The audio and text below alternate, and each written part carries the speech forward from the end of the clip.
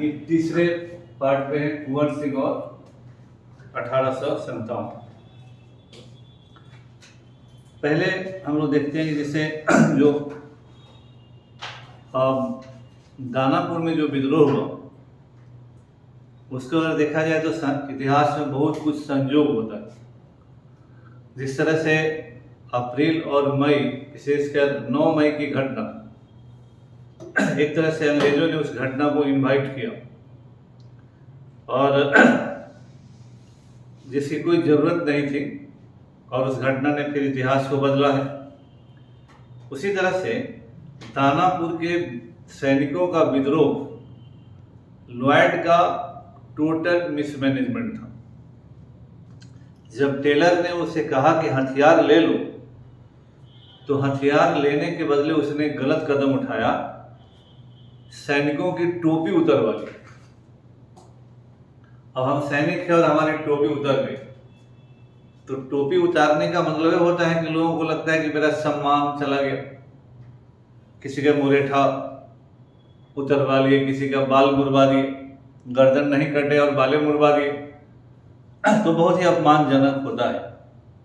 और उसी घटना ने फिर विद्रोह का एक क्रम बनाया। जब कुछ सैनिकों ने प्रतिरोध किया, वहां भी सारे सैनिक अंग्रेज के खिलाफ विद्रोह करने के लिए शुरू में तैयार नहीं थे। जब कुछ सैनिकों ने प्रतिरोध किया और अंग्रेज सैनिकों ने उन पर गोलीबारी शुरू कर दी, तब शेष सैनिक भी विद्रोह में तब शामिल हुए, है ना। तो 24 जुलाई को टोपी उतरवाई गई और जब विद्रोह की शुरुआत हुई तो 10 बटालियन विद्रोह में शामिल हो गई। वहां का जो घटनाक्रम है उनसे अनुसार जो लगता है कि it was not a pre planning, क्योंकि शेष बहुत सारे सैनिक इस विद्रोह में पहले ही बार में नहीं आए। जब अंग्रेजों ने भारतीय सिपाहियों पर गोली चलाना शुरू किया और अनइक्वल होने लगा, तब शेष सिपाही इस विद्रोह में शामिल होते हैं। और 25 तारीख को पूरे बैरक में अफरा तफरी में मची रही। इस दानापुर के वाले रेजिमेंट में जो भारतीय सैनिक थे, अधिकांश शाहबाद एरिया के थे और सभी लोग जनरली राजपूत ब्राह्मण ज्यादा थे। सभी लोग कुंवर सिंह को जानते थे और जब विद्रोह हो ही गया तो आगे की घटना तो जानते थे कि कोर्ट मार्शल होगा और फांसी से लेकर सजा जो भी होना होगा। नौकरी गई, जान भी जा सकती है। अब इनके पास विद्रोह के अलावे और कोई उपाय नहीं था। सारे सैनिकों ने सोन नदी पार किया और सभी लोग कुंवर सिंह के घर पहुंच गए जगदीश को, है ना। It was not a pre planning. यह इससे साबित होता है कि ये सैनिक अपने बीवी बच्चे परिवार को साथ नहीं ले गए। अगर विद्रोह प्री प्लानिंग हुई रहती तो बीवी और बच्चे के सुरक्षा का भी पूर्व में उपाय कर लिए होते, या तो उनको भेज दिए होते या तो उनको साथ ले गए होते, लेकिन ऐसा नहीं हुआ। अब हम देखते हैं अपने कुंवर सिंह को। परंपराओं के अनुसार कुंवर सिंह की उम्र 70 साल थी, लेकिन एसएन सेन ने जो 1857 किताब लिखा उसमें कहा कि 70 साल थी। तो 80 हो या 70 हो, ये इमटेरियल है। 70 साल की उम्र भी रही होगी तो भी यह आम भारतीय से एवरेज से अधिक उम्र है। और उस उम्र में अगर कोई आदमी युद्ध लड़ता है तो क्रेडिट कम नहीं हो जाता है कि वो 80 साल का था कि 70 साल का था, इसलिए वो that is immaterial. Kunwar Singh एक अच्छे जमींदार थे और अंग्रेजों के अकाउंट के अनुसार ही ये लगभग 3 लाख टैक्स जमा करते थे। मतलब इनके कलेक्शन वाज 3 लाख। इसमें 1,48,000 ये सरकार को जमा करते थे। लेकिन कुंवर सिंह एक सीधे साधे सरल आदमी थे, अपने अशिक्षित भी थे, अनपढ़ थे, और इस समय कुंवर सिंह पर 13 लाख का कर्जा हो गया। अब जिस आदमी को लगभग 3 लाख टैक्स ही मिलता हो, 1.5 लाख जमा ही करना है, खाने पीने रहने में खर्चा है, और 13 लाख का कर्जा हो, कुंवर सिंह ने, यह अंग्रेज टेलर भी इस बात को स्वीकार करता है और उस समय के सारे कंटेम्पररी अंग्रेज जो ऑथर हैं वो कुंवर सिंह की गुणवत्ता का कहीं से भी शिकायत नहीं करते। उनके चरित्र का, उनके व्यवहार का, अपने जनता और दूसरे लोगों के साथ व्यवहार का कहीं कोई आलोचना नहीं है। और अंग्रेज भी समझ रहे थे कि कुंवर सिंह अपने देनदारों के धोखेबाजी का शिकार हुए, है ना। सीधे आदमी का यही होता है, धोखाधड़ी तो लोग वैसे ही लोगों के साथ करते हैं। इसीलिए कुंवर सिंह ने अंग्रेजों से रिक्वेस्ट किया था कि उनके जागीर के प्रबंधन का उपाय अंग्रेज कर दें, नियंत्रण करें और उनके कर्ज को अदा कर दें। कुंवर सिंह के इस आवेदन को कमिश्नर टेलर लिखता है कि उनके आवेदन को इन लोगों ने ऊपर तक पहुंचाया था, लेकिन राजस्व बोर्ड ने इस आवेदन को रिजेक्ट कर दिया, रेवेन्यू बोर्ड ने रिजेक्ट कर दिया। तो सभी लोगों ने अपना अपना किया था प्रयास। उसके अलावे कुंवर सिंह थे, उसमें बाबू साहब थे, खानदानी शाह खर्च थे। तो खर्च तो वैसा ही था और कर्जा था, और जब आय कम होगा और खर्चा ज्यादा है तो कर्जा बढ़ता हुआ चला जाएगा। तो मूल समस्या यही थी। और 13 लाख की कर्जा, बढ़ता हुआ कर्जा तो दिवालियापन की तरफ ले जा रहा था। इसलिए पूरी की पूरी जागीर के ही ऑक्शन हो जाने का खतरा था। तो कुंवर सिंह के लिए अपनी जागीर को बचाना, फिर अंग्रेजों के द्वारा उनके आवेदन को स्वीकार न किया जाना, ये बहुत सारे कारण थे। हालांकि सभी अंग्रेजों ने कुंवर सिंह से अच्छे संबंधों का जिक्र किया और उनके व्यवहार की भी प्रशंसा की, इसमें कोई दो राय नहीं। जब ये विद्रोह हुआ है तो उस समय, और हमने कहा कि 1846 में भी जो विद्रोह की शुरुआत हुई थी उसमें कुंवर सिंह के भी इन्वॉल्व होने की बात कही गई है। शाहबाद के जिला मजिस्ट्रेट बिक, उसने कुंवर सिंह पर अंग्रेजों के खिलाफ षड्यंत्र में शामिल होने का खुलेआम आरोप लगाया। जिला मजिस्ट्रेट बिक, याद रखिएगा। इसी क्रम में जब कमिश्नर टेलर ने कुंवर सिंह से पटना आकर मिलने के लिए कहा तो कुंवर सिंह ने बीमारी का बहाना बनाया, क्योंकि कुंवर सिंह को शायद पता चल चुका था कि किस तरह से कमिश्नर टेलर ने बहावियों को बुलाकर गिरफ्तार कर लिया। इसलिए कुंवर सिंह और अंग्रेजों के बीच अविश्वास का माहौल चल रहा था, इसमें भी कोई दो राय नहीं। इस समय कुंवर सिंह के पास बहुत ज्यादा सैनिक नहीं थे, क्योंकि वो बहुत बड़े सेनानी के रूप में तो थे नहीं, वो अंग्रेजों के साथ थे, तो स्वाभाविक जमींदार थे, तो स्वाभाविक है कि बहुत बड़ी सेना उनके पास नहीं रही। उस जमाने में ऐसी कोई प्रथा नहीं थी। अपनी सुरक्षा के लिए, कर वसूल बाल के लिए लड़खड़े थे, उस तरह के लोग आप रख सकते थे, सेना अंग्रेजों के अधीन नहीं रख सकते। जब दानापुर के सैनिक कुंवर सिंह के पास पहुंचे तो स्वाभाविक है कि कुंवर सिंह जिस माहौल में थे उन्होंने दानापुर के सैनिकों का स्वागत किया और उनका नेतृत्व ग्रहण कर लिया। नेतृत्व ग्रहण करने का मतलब है सीधे साधे अंग्रेजों को संदेशा कि हम आपके खिलाफ उठ खड़े हुए हैं, हमने आपके खिलाफ हथियार उठा लिया है। तो स्वाभाविक है कि अंग्रेज भी रिटेलिएटरी एक्शन लेंगे।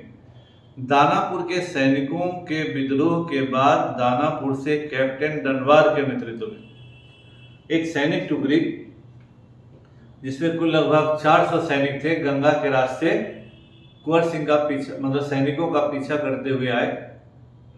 पता चला कुंवर सिंह की सेना भी आगे बढ़ी और लगभग छापामार युद्ध ऐसा हुआ कि डनवार मारा गया, लगभग 200 सैनिक मारे गए, बहुत सारे सैनिक घायल होकर पहुंचे, जिसमें 50 बहुत बुरी तरह घायल थे।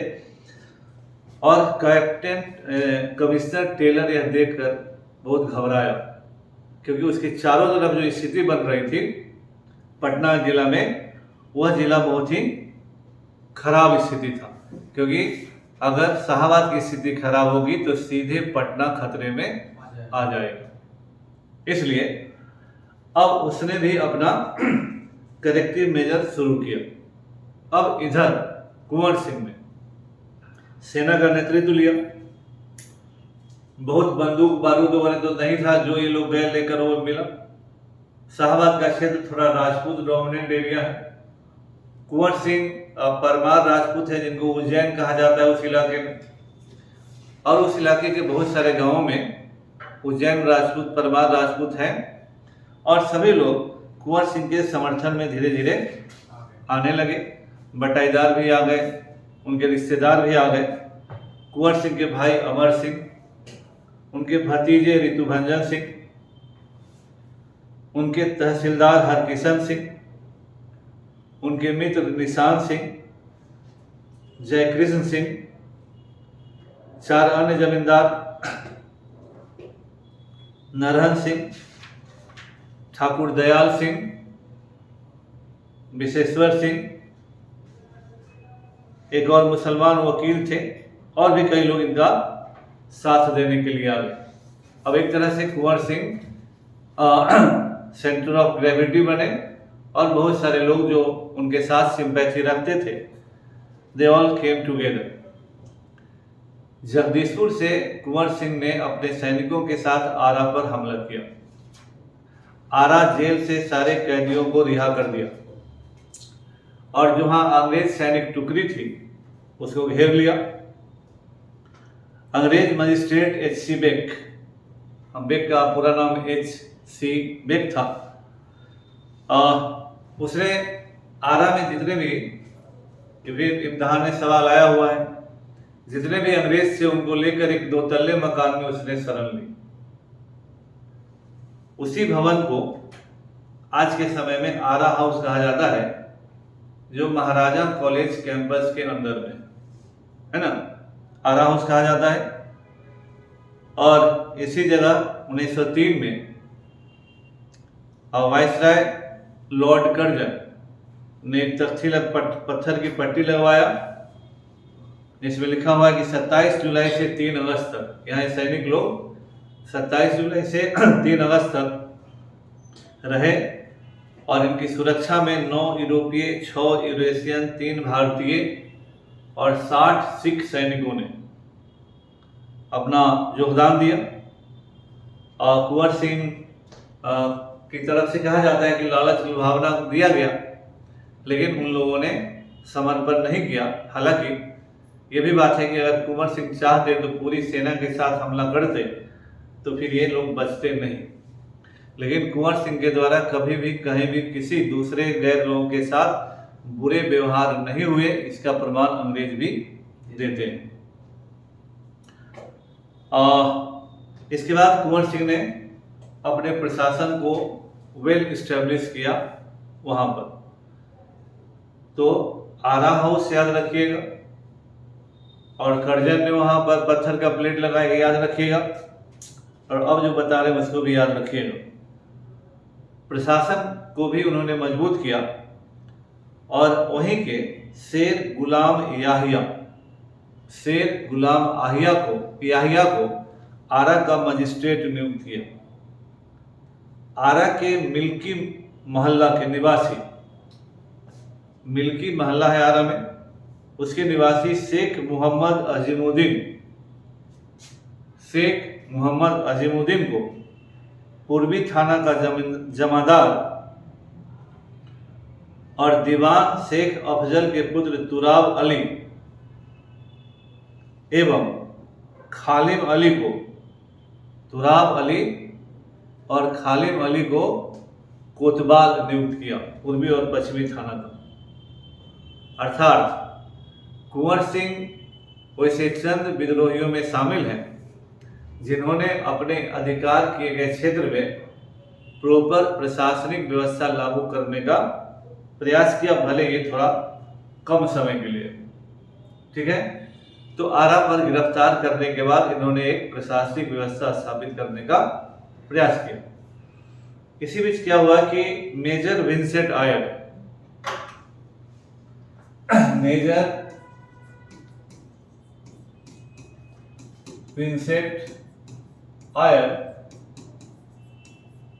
गंगा नदी से सेना लेकर जा रहा था बनारस की तरफ। जब इसे कैप्टन डनवास के मारे जाने की सूचना मिली तो इसने अपने अधिकारियों से आरा में उतरने की अनुमति मांगी, लेकिन अधिकारियों ने अनुमति नहीं दिया और वो आगे बढ़ा। लेकिन बक्सर के पास वह गंगा से उतरा और चूंकि उसे पता चल चुका था कि आरा में बहुत सारे अंग्रेज फंसे हुए हैं इस आरा हाउस में, तो वह उधर से चला। तो बक्सर से वो आरा की तरफ चला, मतलब आरा यहाँ है तो बक्सर से वो चला आरा की तरफ। कुंवर सिंह भी आरा से आगे निकले और आरा से आगे एक जगह है बीबीगंज।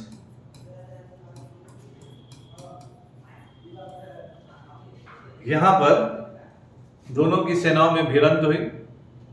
अब भारत के जो बहुत सारे स्रोत हैं वो कहते हैं कि हम Kunwar Singh was on the verge of victory. तभी लोगों का कहना है कि डुमराव महाराज की सेना अंग्रेजों की सहायता के लिए आई और बाजी पलट गई और कुंवर सिंह हार गए। कुंवर सिंह हारने के बाद जगदीशपुर चले गए और मेजर आयर जो है वो आरा आया। आरा में उसने आरा हाउस में फंसे हुए अंग्रेजों को पहले पटना भेजा और इसके बाद इसने जगदीशपुर पर हमला किया। मेजर आयर की सेना बहुत बड़ी थी, इस सेना का सामना कुंवर सिंह नहीं कर पाए और वहां पर मेजर आयर ने जगदीशपुर पर कब्जा करने के बाद उनके किले को ध्वस्त किया, मंदिर को ध्वस्त किया और बहुत सारे भवनों को खंडहर में तब्दील कर दिया। यानी डिस्ट्रक्शन का दौर उसने बदला लिया, गुस्से के बदला लिया। वहां से कुंवर सिंह रोहतास की तरफ निकल गए। जगदीशपुर से कुंवर सिंह रोहतास की तरफ निकल गए। रोहतास जो उस जमाने में भी आज भी जीटी रोड के लिए फेमस है। जैसे ही अंग्रेजों को पता चला कि कुंवर सिंह उधर गए हैं, स्वाभाविक था कि जीटी रोड से जो मूवमेंट है अंग्रेजों का चेक हो जाएगा। अंग्रेजों ने वहां तक उनका पीछा किया। वहां से कुंवर सिंह मिर्जापुर निकले।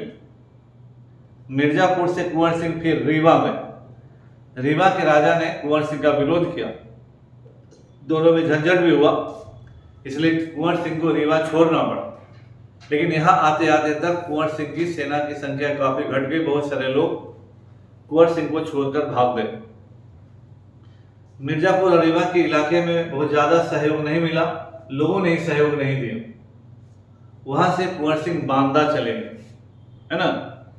बांदा में आके वहां के नवाब ने, देखिए सारे ये नवाब मुस्लिम है, अपने लोगों ने साथ नहीं दिया। रीवा के जो थे लोग उनके रिश्तेदार लगते थे, लेकिन उन लोगों ने साथ नहीं दिया। परंतु बांदा के नवाब ने कुंवर सिंह का खुले हाथ से सहयोग किया, समर्थन किया, स्वागत किया। और फिर इसी समय कानपुर पर हमला करने के लिए नाना साहब ने, ऐसा कहा जाता है कि उन्हें आमंत्रित किया। इसकी हिस्टोरिसिटी नहीं है, लेकिन ऐसा कहा जाता है। इस समय तक दिल्ली पर अंग्रेजों का दोबारा कब्जा हो चुका था और इस समय कुंवर सिंह अपनी योजनाओं में अब थोड़ा सा फेरबदल करना पड़ा इनको।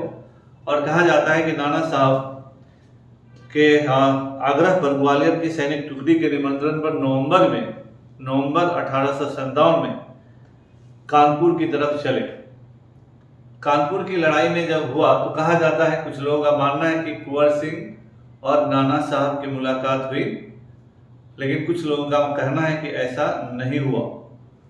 कानपुर के बाद कुंवर सिंह लखनऊ की तरफ गए। अब लखनऊ अंदर तो प्रोबेबली नहीं जा पाए, क्योंकि लखनऊ के बाहरी इलाके में अंग्रेजों ने घेरा डाल रखा था। फिर भी कहा जाता है कि लखनऊ के नवाब ने इन्हें कई मनसब प्रदान किए और लखनऊ से फिर आजमगढ़ की तरफ कुंवर सिंह गए। आजमगढ़ की तरफ जब आए तो यहीं पर 20 मील दूर है अतरौली का मैदान। अतरौली का मैदान, यहाँ कर्नल मिल की सेना से कुंवर सिंह का मुकाबला हुआ और कुंवर सिंह ने कर्नल मिल को बुरी तरह से हरा दिया, है ना।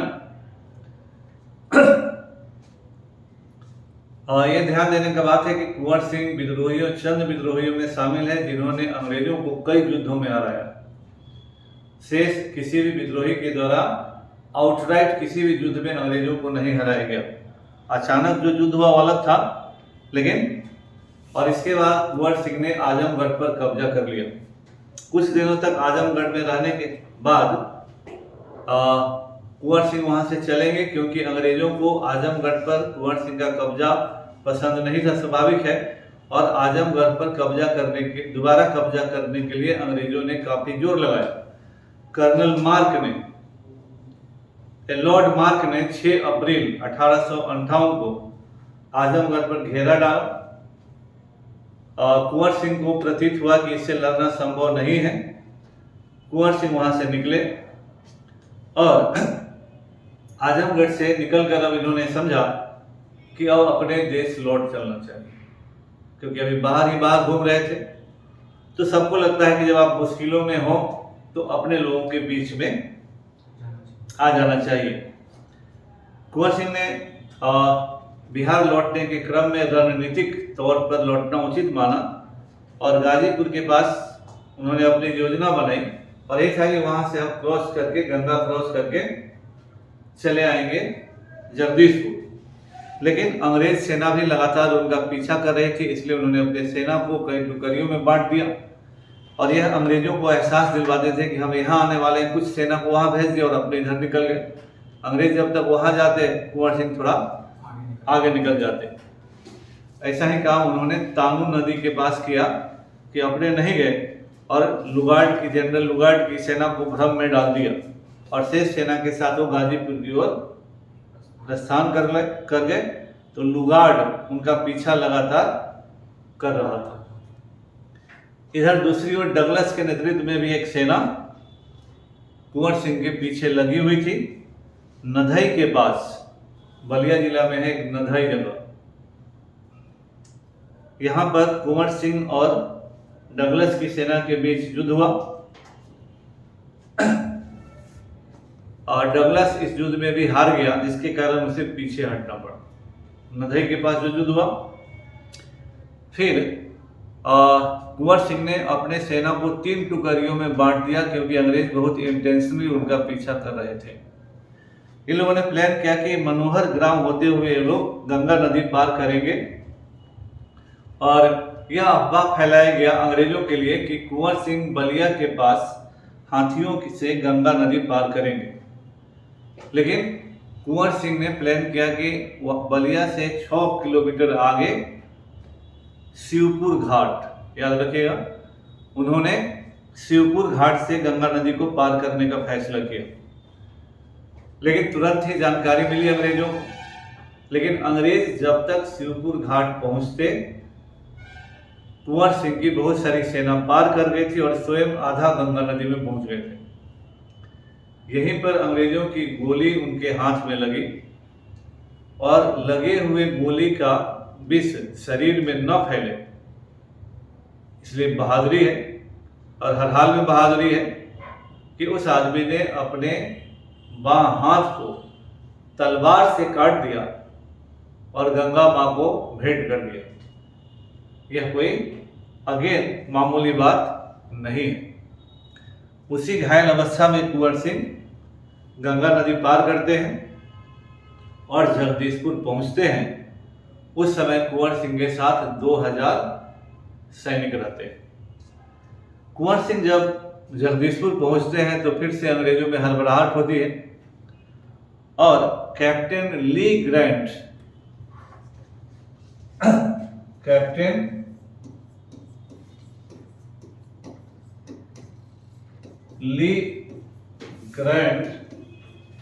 के नेतृत्व में सेना जगदीशपुर की ओर प्रेस की जाती है। स्वाभाविक है कि जो आदमी इतना हेक्टिक टूर से लौटा हो और अचानक उसको अंग्रेज ट्रेंड आर्मी के साथ लड़ना है। यहाँ 6 घंटा पढ़ने के बाद नींद आने लगती है। कुंवर सिंह हाथ कटा हुआ है, 70 या 80 साल की उम्र है, अभी आप लोगों का 30 के अंदर में है, अभी कितना दौड़ दौड़ कर आए हुए हैं और सामने एक पहाड़ आ जाता है।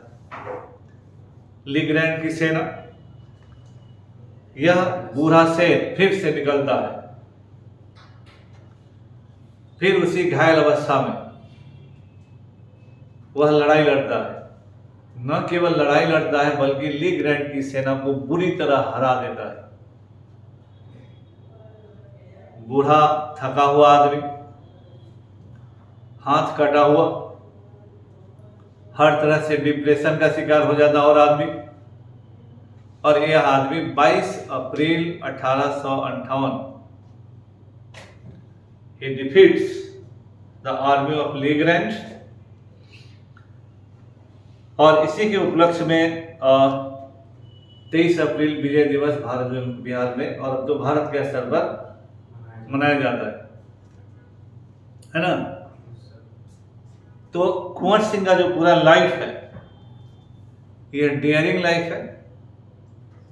डेयर डेविल की तरह उन्होंने असल हीरो की तरह काम किया।